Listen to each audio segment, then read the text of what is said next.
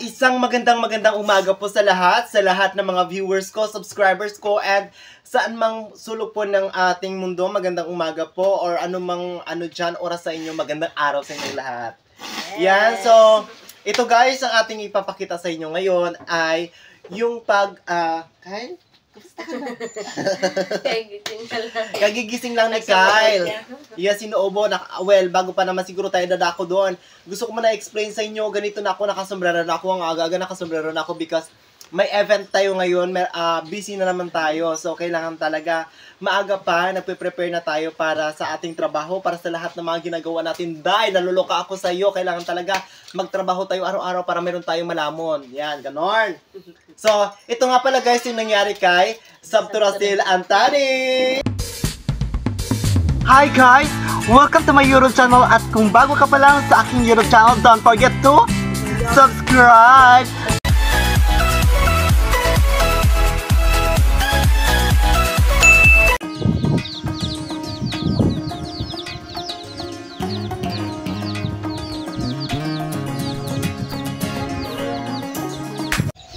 So yan guys, nandito na po tayo sa bahay ni na Sabturasil Antani Vlog. So for today's video guys, sila ay mamibiyaya. Joke lang. So ngayon guys, si Sabturasil yung nag-aayos ng ating bahay. Si Sabturasil yung tumutulong sa atin para matapos-tapos na yung bahay natin, para magkaroon na tayo ng ligtas na tahanan. Ayan. So masayang-masaya ako sa inyong dalawa kasi nga ikaw, Bia, suportado mo yung asawa mo at ikaw naman suportado mo ako. Joke lang, ito naman. So yan, masaya talaga ako. Alam nyo, sa katulad namin na wala talagang safety na matirahan pa. Pero sila kasi meron na silang safety na matirahan eh. Sila, iba yung kalagayan nila sa kalagayan namin. So sa kanila kasi, kahit ganito, alam nyo naman kami guys, alam nyo, kahit ganito lang kami, masaya kami, diba? Kasi magkakasama-kasama yung pamilya namin. Ano man yung maiuwi natin, masarap pa rin para sa pamilya natin, diba? Ikaw ba, Sabturasil, nag-enjoy ka ba? Masaya ka ba na binubuhay mo yung pamilya mo? Saya naman po. Saya po. Yes! Masayang masaya! Kasama ko po sila sa mahal, sila Lila, Anong pakiramdam Bia na na masipag yung asawa mo? Ang swerte mo naman! Anong pakiramdam mo na masipag yung asawa mo? Masaya. Hala?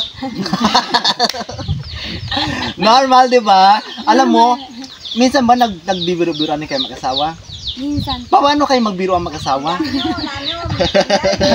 Kinukurot mo siya? Kinukurot mo siya? Pinapalo. Oh my God! Naluloko ako. Sakit yung palo niya, hindi? Wow! Pinapalo para magising. Yes! Nandito pala si Lula, naluloka ako. So ito yung kanilang Lula, ito yung kanilang tinitirhan dito sa isang bahay.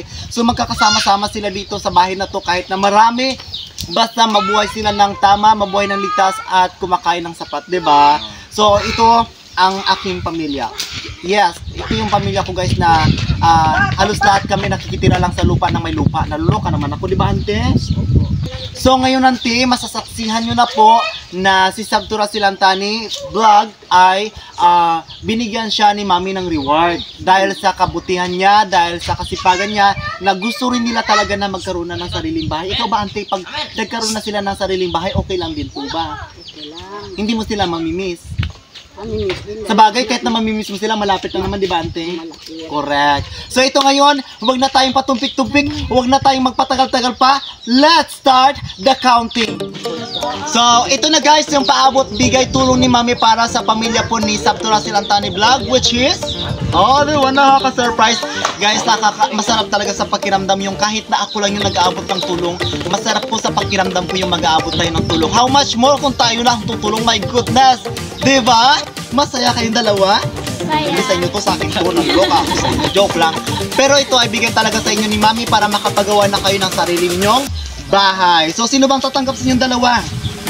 O, sige, go. Bilangin na natin, Bia, kamay. Oh my gosh. Bilang tayo. 1, 2, 3, 4, 5, 6, 7, 8, 9. Oh my gosh, nalaglag. 10, 11, 12, 13, 14, 15, 16, 17, 17, 18, 19, 20! Oh my gosh! Congratulations sa inyong dalawa. Anong pakiramdam na kayo ang nabigyan ng ganyan? Masaya po. Ikaw ba, Auntie, masaya ka rin po ba para sa kanila? Wow, thank you so much. Anong masasabi nyo sa ating mga subscribers at kay Mommy? Ito po sa lahat po ako sa una-una. Kita Marisol. Hoy! Tumag ka! Dahil din po pangkabay at nakatrabaho din po kami Abe na! kahit na paano para araw po kami araw-araw wala pa pong trabaho. Ikaw ba, Auntie, anong masasabi mo po sa ating mga subscribers na ganito kay Mommy na nagbigay abot tulong po siya para makapagawa siya ng bahay? Masaya rin kami. Ayan, so pare-pares talaga masaya. Ikaw, Bia? Masaya din po. Maraming salamat po sa Marisa at lalo na rin po kay Kuya Tutoy. Maraming salamat po. Malaking tulong po. Nakapagawa na po kami ng sariling bahay. Yes, so yung pera na yan, gamitin ninyo para magpagawa kayo ng bahay. And yun na nga guys, since nakita nyo na yung pagtulong ni Mami kay Sabturasin Antani para makapatayo na siya ng Bahay. correct, ng bahay. Yes. Carl, ngiti-ngiti ka naman sa ating mga subscribers, anak. Ayan, ang cute naman ni Carl yung ngiti, oh. Yan guys, sa tagal nyo nagsusubaybay sa amin, nasubaybayan ninyo si Carl mula simula. Si Carl ay malaki na sa ating vlogging. Wow! Kaya lumaki ka na kaya sa pagbablog natin sa ating mga subscribers na nakasubaybay sa atin, malaki ka na, oh. Wow, siya ang itsura, blooming na blooming, anak. So, ayan. Alam nyo guys, sa pagtulong natin na yun, masarap sa feeling. Ikaw ba, ano yung naramdaman mo nung ibinigay mo yung pera kay Sabturasil Antani? Ano yung naramdaman mo nung tumulong tayo kasama ni Mami? Masarap sa pakiramdam kasi may another na naman na tulong na dumating kay Sabturasil pagpagawa ng kanyang bahay. Masarap sa pakiramdam kasi hindi lang kami magkakaroon ng bahay, pati si Sabturasil magkakaroon na rin ng sarili niyang bahay. Well, ako ganun din. Yes. Nakarelate din ako noong wala pa kaming bahay. Kasi nga, kung wala ka talang bahay guys, yung nakikitira ka lang or nakikisama ka lang sa nanay mo, sa tatay mo, kung kanino man na mag-iisang bahay lang kayo, parang kulang eh. Kulang. Diba? Pag may pamilya ka na, parang kulang. Parang kailangan mo ng bumukod. Yes. Kasi- Siyempre pamilyadong tao lang. Yes, pamilyadong tao ka na and hindi ka parang alanganin ka sa bawat kilos mo lalo na kung ikaw yung nakikitira sa magulang ninyo. Mas maganda talaga yung may sarili kayong bahay kasi nakakakilos kayo ng maayos. Nakakaplano kayo ng maayos. Kahit na may konti kayong away ng inyong asawa or tampuhan, hindi siya lumalala. Yes, hindi lumalala. Agad-agad na naaayos. Yes, naaayos siya guys kapag dalawa lang kayo ng asawa mo. Unlike sa kapag nasa magulang ka, parang may dagdagan, may babawasan. Kasi siyempre, halimbawa, magulang mo, siyempre, kampihan ka na ng magulang mo, at lalong dadagdag yun. Siyempre, pag ikaw na magulang, siyempre, kakampihan mo lang yung anak mo. Ganon. Para sa akin. Correct. Siyempre, sino ba namang magulang yung ayaw kumampisa anak, di ba? Alam natin yan, ramdam natin yan.